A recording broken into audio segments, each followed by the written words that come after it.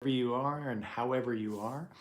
I'm here to share with you today something specifically that I learned a long time ago in my path of shamanism of how to be able to protect yourself in a session. So, if you're in a session like as a life coach, how do you actually protect yourself from the energy of your client or any negativity that may be coming in or being held in the space, or after the session is done, how that energy could carry with you?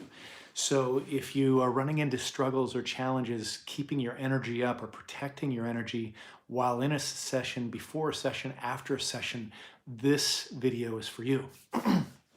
So, I guess I'll start with a story. I was in the Amazon, in the jungle of the Amazon, a few hours downriver in Pucallpa, where I was supporting a village becoming self-sustaining. So I was coming down there about once every quarter of a year and helping them, supporting them, and bringing them supplies and support to be able to give them the ability to really start to build their own ability to sustain themselves through crops and through knitting goods, through all of their different abilities as being able to sew their sewing goods. And it was a beautiful project. But one of the times I went down there, the energy was so dense and so thick. It was there were a few deaths in the camp. A few kids had gone off to the military and weren't coming back. There were a few people sick from yellow fever, and there was a lot going on in this village as well. It was their anniversary, and they were celebrating their anniversary of the village of like 20 years, and there was a lot of drinking going on one night, especially with the men. And so the energy was thick, and the morale was low.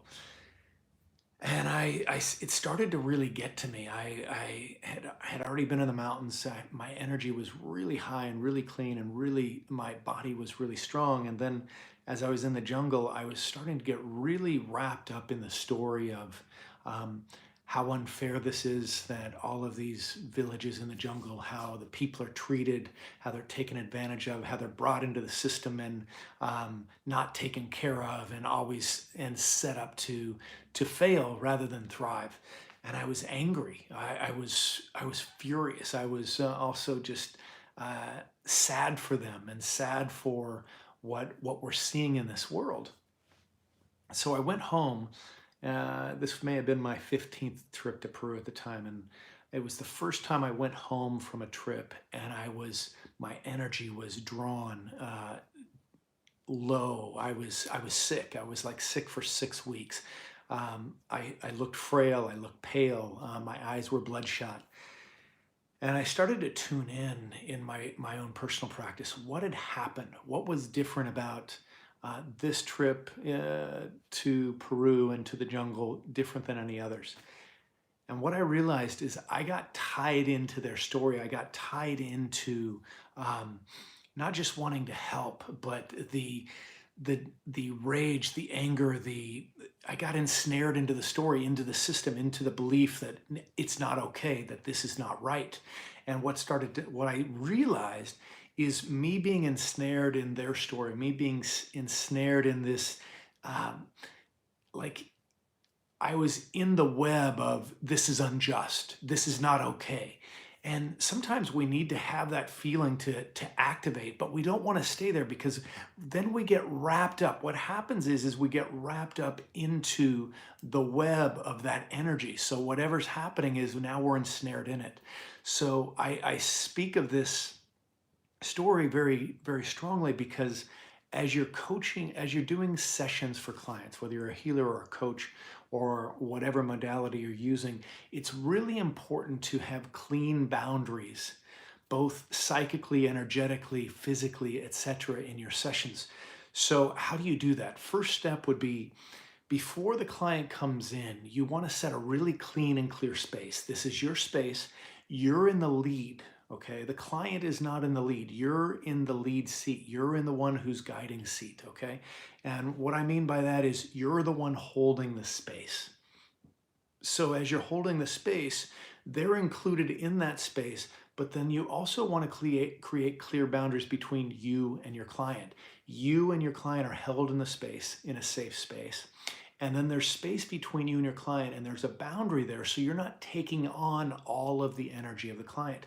So a simple prayer, you could do something like this. I will say, whoever you call on, whether it's the directions or God or a certain deity, I just tap into Divine Mother, Divine Father of the universe. I humbly ask for your support for this session. May whatever unfold be of the highest good for both my client and for myself. My intention here is to be of complete service and guidance and support for this client. If there is any negative energy that comes up or that is in the space, may you transform that into light. So something like that, where there's a clear intention of why you're here, and there's a clear intention of that transformation into love, into light, into consciousness. So whatever's being, anything that's coming up can be transformed. Now, second piece is this really important aspect of, as your client's sharing, it's important to have your heart open and empathy and connection. At the same time that you're doing that, you also, it's like your heart's open, but you're also, you have a boundary of not collecting it, okay? So just even imagine a sponge wrung out and filled, now then filled with light. There's no room for anything else to get in with a full sponge. So you want to fill yourself with light. And then as you're holding space and being present and conscious with that page, with your client, as they're sharing their stories, you're right there with them, but you're not ensnared in the story. You're not standing up for them or their rights and this is unjust, or you're angry at somebody else. You're keeping a neutral place, a neutral space for their evolution and transformation, for their discoveries of growth. So as you complete, so it's important as you're in the session and even after the session that you're checking your, sometimes Veronica and I will call this your psychic hygiene, your hygiene with the session. So how clean are you in the session about not getting ensnared in it, and how clean are you afterwards? So at the end of the session, however you complete your session, you want to complete it with your client to really just come into a few moments of presence, and then the two of you together, or you can do it. You just can invite whatever's been discovered here. May that be an opportunity for transformation. Any negativity that's arisen, may that be an opportunity for transformation into love, into light, into oneness, however you complete it. Now, after your client leaves, then it's an opportunity to really check yourself, your mind, your field. How do you feel? What are you thinking about? Is there any story that's coming up about your client in your mind that's continuing to be recycled?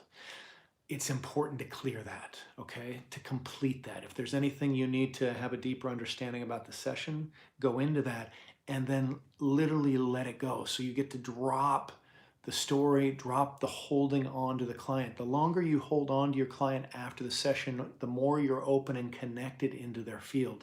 So it's not like you're dropping your client, but you're dropping your connection to having to be tethered into them, okay? Having to be corded into them. So the cords are dropped, and actually they're never created ideally. But if there are cords connected to your client, you release them, you cut them. So then after your client is gone and complete, they're on their journey. You've supported them and are supporting them however you are through your sessions with them. But after sessions, you complete.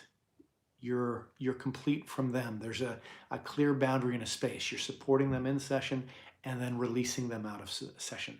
If you're holding on to them, again, so if you're holding on to them anytime after the session, it's important to address that immediately, because that's where the energy is going to get most pulled, okay? So if you have any questions on this, feel free to reach out. Just to recap, you want to have a clear intention and a clear prayer, setting a boundary and an intention for your session. You want to make sure, number two, that you don't get looped into their story or stepping into that belief that it's unjust, it's unfair. You want to come into that place of neutrality and hold for your client so they can literally step into their discovery, their transformation with your support, okay? And then after the set, so number three, after the session, Or as you complete the session, you want to come to completion having another clear completion ending, a gratitude to the support of whoever you called in, as well as an asking for whatever's been discovered, discussed, shared, that it comes into an opportunity for transformation. And then number four, after your client's done, really checking your mental, your physical, your emotional, your psychic hygiene. How are you? How's your energy field? Is there any drop? And if so, it's your responsibility. How are you still connected into your client?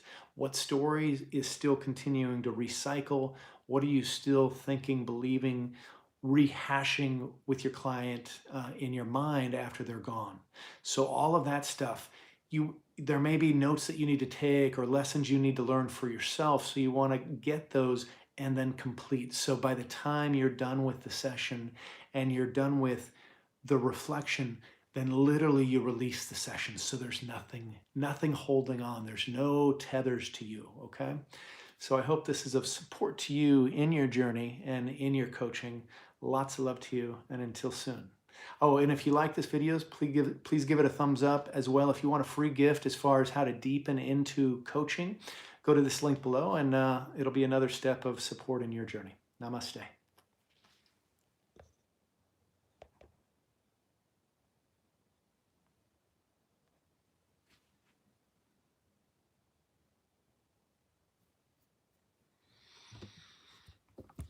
Great.